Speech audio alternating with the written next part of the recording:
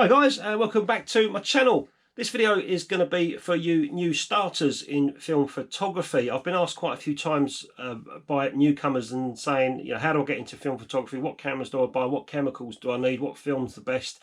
And I try and reply to these private messages personally, but sometimes I think to myself, look, just make a video, put it out there, and then I can kindly reply back, hey look, I've got a video on this, it might help you. So that's what I'm going to do now. Hopefully it will. It's only going to be a short video, so let's crack on. Let's get on with it. First of all, you're going to need a film camera, and they're not really that cheap. They used to be, but nowadays you go on eBay and online and you try and find these used cameras, and even in charity shops, because you go into a charity shop and them guys are looking at a camera when it comes in, and they'll note the name and the make and model number. They go on eBay, they see what they're roughly going for, and they'll put them for the same price in the charity shop. So you know, they're not as cheap as they used to be. However, you can get some decent bargains out there still. So I'll just show you a couple of the SLRs that I've got. This is a Chinon CS that I quite like and enjoy using. It's a fully manual camera, there's no automatic controls whatsoever. And this is probably the cheapest one that I would find online. I can't remember what I paid for this at the time. It was only about 20 quid. That's a Chinon CS. And another one here is a Pentax Spotmatic. It's got no lens on it at the moment, but I actually got this for 10 quid. Someone was selling it locally. I was quite lucky. And yeah, so this is another fully manual SLR.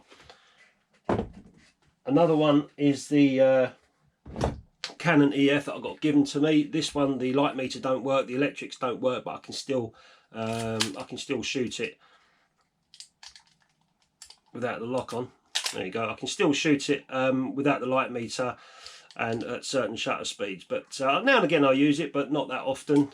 Again, another manual camera, and which brings me on to the Nikon F90X. This is a camera that I do enjoy using, and this camera is manual, and it's also got program control and auto control as well, which might be a little bit easier for you guys to use when you start shooting film, because the last thing you want is to go off with, you know, one of these cameras in full manual control and nose up your negatives, come back with underexposed or even grossly overexposed negatives, and it's kind of going to put you off shooting film. So when you're looking for one of these SLR cameras, they're not cheap, but always try and find one that's got some automatic control. That's my advice to you new guys.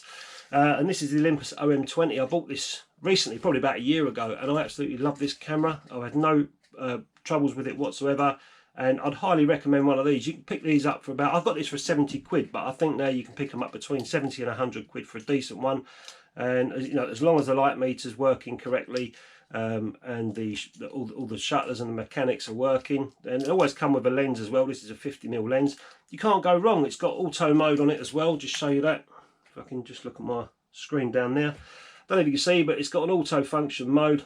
Basically it's aperture priority, so you select your aperture and the camera will do the shutter speed for you, so you can, you know, pretty much guaranteed to come back if you're in auto mode with some good exposures. So that's the Olympus OM20.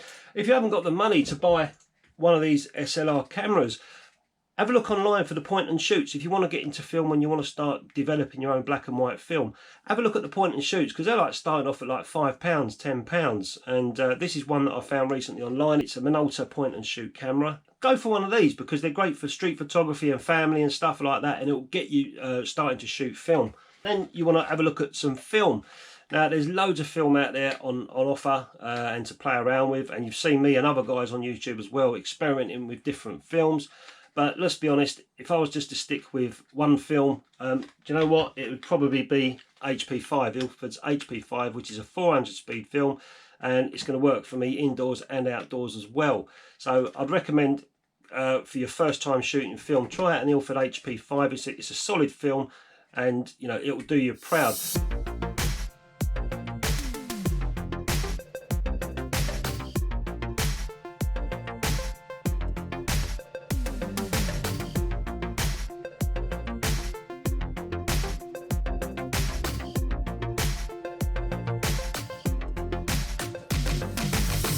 A cheaper film, a cheaper version, which I'm going to recommend on this video for trying to keep budget low, is this KENTMERE Pan 400.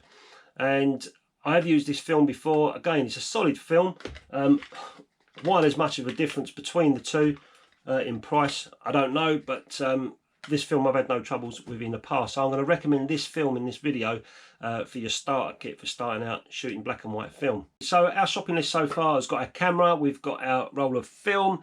We're then going to want to develop that roll of film, and to do that you're going to need to have a light-proof tank such as this, which is I got this many years ago and I still use it today. It's just an old Patterson tank, and I found one of these. It's 35mm or it can go to 120mm, but I found one of these online for $9.99, and that'll do you proudly. It only holds one reel for a 35mm negative or a 120mm negative, whatever you shoot. Well, we're shooting 35mm here, so it only holds one reel, so it's half the size of this, but it will do you for starting out and trying out your film photography. So what about getting the film into the tank? Now, there are things out there called changing bags. I've never used one. Again, they're about 10. I found one online for 10 quid, I think it was.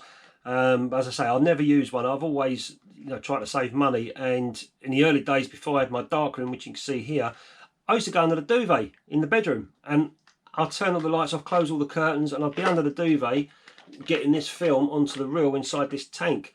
And it got a bit hot sometimes, especially in the summer, but I managed to do it and get by. And then I started using the bathroom. I put some blackout blind on the window, and I would go in there at night and take the film out of the camera and stick it in the developing tank. So I've never had one of those changing bags. I've never actually felt one, or I haven't even seen one before, only online. So that's a changing bag. Buy one if you want.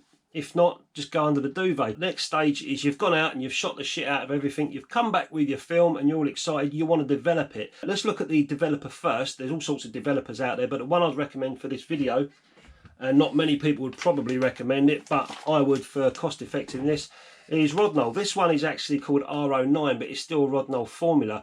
If you go online and look for Rodinal developer, it's quite a hard developer, but I've liked it in the past and I have used it a lot. And the main reason that I've used it a lot in the past was cost effective, to save me money. This stuff lasts forever, and you can use minimal quantities as well. So for a 35mm film, you're only going to use probably between 5 and 10 millilitres of this stuff, and this is a 500ml pouch. So that means if you've got yourself 50 of these rolls, you're easily going to be able to develop 50 of these plus using Rodinal. Like I say, it's quite a hard developer. You're going to come back with a bit of grain and a bit of grunge with your negatives, but it lasts for ages. I used to do a lot of street photography, and I used to use this stuff all the time, and very cost effective. So let's stick the Rodinal on this video as well. So far we spoke about the camera choice and the film choice and the developer choice. So let's have a look at the next chemical that you're going to use, which is a stop bath. Now, I've been buying this stop bath recently, which is a Champion indicator stop bath, and the idea of the stop bath is to stop the development process after you've developed your film. So you pour out the developer and then you pour in the stop bath, and after a minute it will stop the development process. Now, some people use it, some people don't. It says it in the guidelines to use it, and I've always used it and I'll keep on using it. Maybe it's superstitious, I don't know. I haven't tried not using it in the development process, apart from when I'm standing development, but that's another subject. But this is indicator stop bath. This is relatively cheap, but the one I'll recommend on this video is Fotospeed's stop bath, and I'm not in affiliation with Fotospeed at all. It's just because I've used Fotospeed much more often than this one. I've only recently started using this, but the Fotospeed stop bath, you'll get 20 litres. This one you're only going to get 11 litres, but for the same price, or a little bit more, a couple of quid more, you'll get 20 litres of stop bath with the Fotospeed as well. So that's going to be cost effective and cost saving to you guys when you're starting to shoot film. And the good thing about the stop bath, unlike the developer, is you can, once you've put your stop bath in your tank and you've poured it back out into the jug, you can get another jug or another container and just put that stop bath in a container and keep it for another developing session. You can put this on the shelf for a fresh mix another time. So that's one good thing about the stop bath, is you can reuse it. Unlike the developer, you've got to throw that shit away once you've developed your film. And make sure that you get in touch with your local council or whatever and have a chat with their the waste people. Just make sure that they can take hazardous waste like that. Don't stick this stuff straight down the toilet or in the drain. I don't think it'd do much harm, but it's good practice to stick it in a container and take it up the tip. Let's get on with the next part. So that's the stop bath. Let's get on with the next, which is your fixer. And this is a fixer that I use, is rapid fixer from Fotospeed. It's FX20. Again, relatively cheap. It works very well, and you'll get 10 litres of workable solution out of this. And like the stop bath, once you've fixed your film, you can pour that into a container and use it again. And this stuff will last you ages as well. You'll know when this has gone bad because it just goes discoloured and it won't fix your film. Your film will end up, you'll fix after 5 minutes and your film will still be fogged. When you look at it, you think, oh, but don't worry, just stick it back in the tank, mix up some new fixer, stick it back in your developing tank, and it should clear the fog on your film. So once you've developed, stopped and fixed your film, you're going to need to wash it. Now it's up to you, but I use a rinse aid like this. I never used to. I used to use washing up liquid, again cost effective, but this rinse aid is optional. It's like £5 and one little tiny drop. This is 500 millilitres and one little tiny drop in there after you've washed your film, just to eliminate any smears or streaks on your film when it's drying. That's what that does. I used to use washing up liquid, just 1 or 2 little drops, and it kind of used to do the same thing, albeit I think this has got some sort of agents in there that helps the film or preserves the film longer. I don't know, but washing up liquid, I used to just put a little couple of drops in and dry my film out after that, and I never used to have any smears or streaks. So it's up to you guys if you want to go and spend another £5 on this stuff, which I'd recommend, but you don't need to for when you're starting out. Again, it's entirely up to you. So once your film's dry, then you then want to go out and grab some of these negative sleeves. These are online, they're pretty cheap to buy.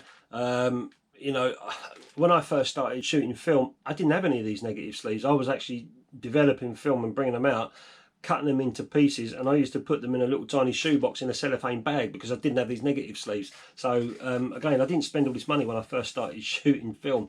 It was only after I'd shot a few rolls I thought, you know what, I need to start organising these negatives, and that's what I did. But these are relatively cheap online, these sleeves, and they keep your negatives from being scratched or fingerprints or dust, keep dust off them as well. So yeah, negative sleeves. Now one thing you're going to need when you start developing your own film is a thermometer, because you need to have all your chemicals at the right temperature. Now these little suckers, these can set you back 15, 20, 25 quid I've seen them for.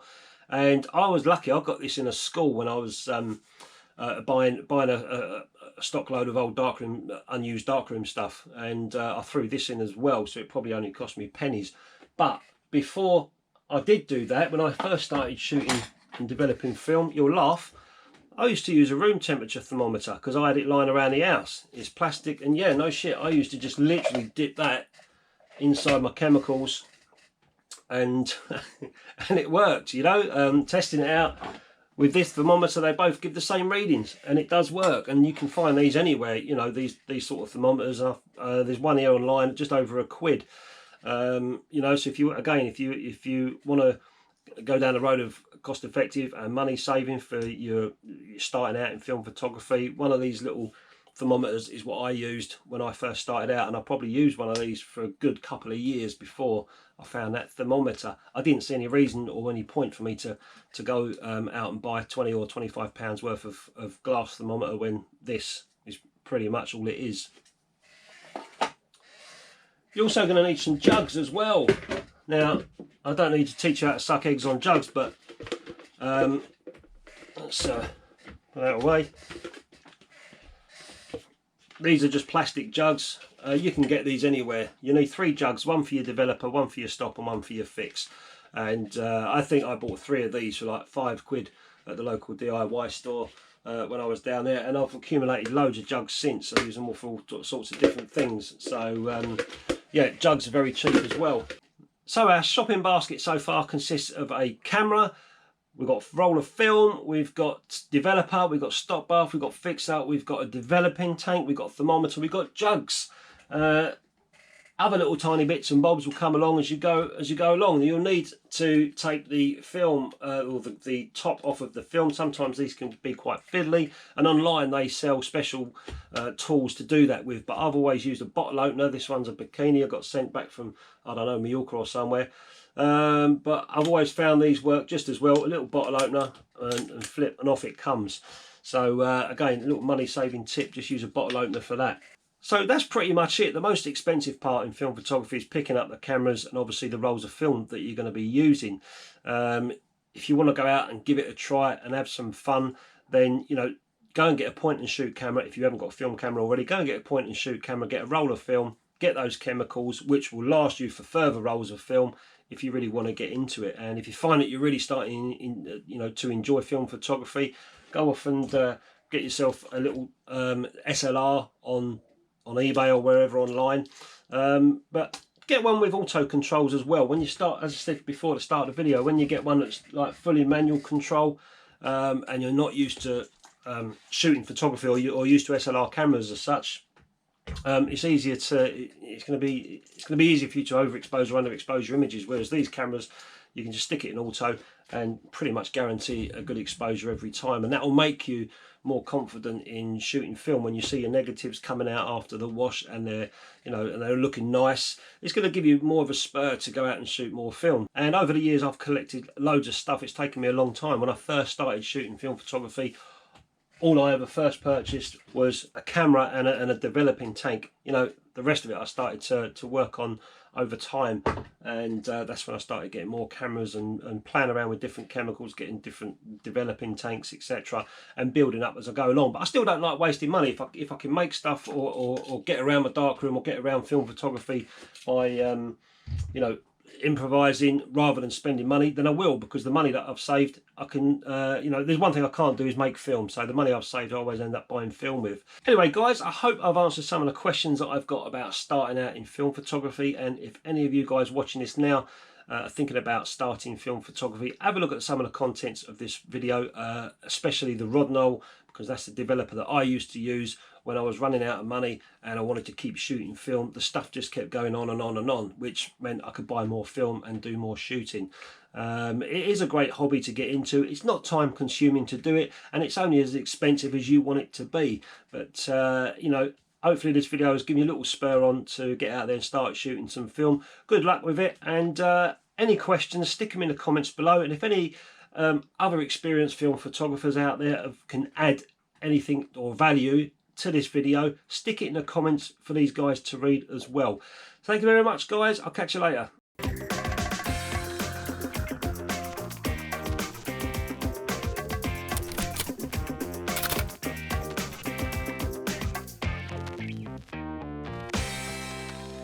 If you like this video, please hit the subscribe button and the bell so you don't miss the next one.